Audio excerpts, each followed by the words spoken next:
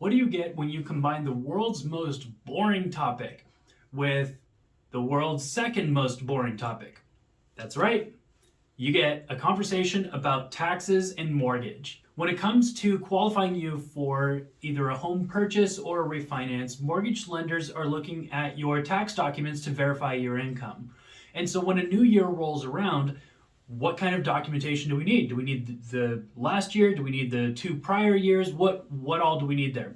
Well, it's all based off of the IRS deadlines. So if you're a W-2 employee, the deadline for your employer to send you your updated W-2 is January 31st.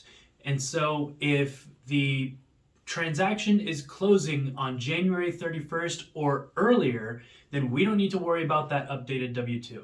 But if it's closing after January 31st, then we do need that updated W-2 in order to close the loan. Same thing goes with 1099s.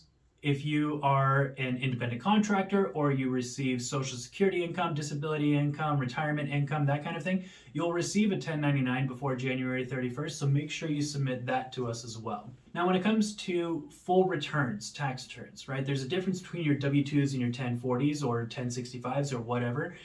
There's different types of returns, but ultimately the deadline to file those returns is April 15th normally. Recent years has been a little wonky because of COVID, but in 2022, the deadline is actually April 18th because Emancipation Day, which is a federally recognized holiday, occurs on Friday, April 15th. And so the deadline is being moved to the 18th this year. The deadline for filing your taxes is April 18th. So if your loan is closing before April 18th, then you don't need to worry about it necessarily to close on your loan. But if your loan is closing after April 15th, or if it gets extended past April 18th, then those new returns need to be filed.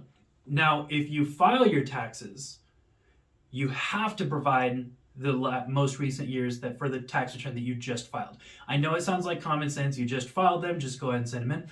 But if you file your taxes like in the middle of a transaction, and we already qualified you based off of a 2-year average from 2 years ago, then that might change some numbers around as far as your ability to qualify and the numbers that we're using for your income calculation. So keep that in mind. If you are closing on your transaction before April 18th this year, then make sure that you do not file your taxes unless you talk to your loan officer first. Anyway, I hope that this helps, and I look forward to talking to you soon. Bye-bye.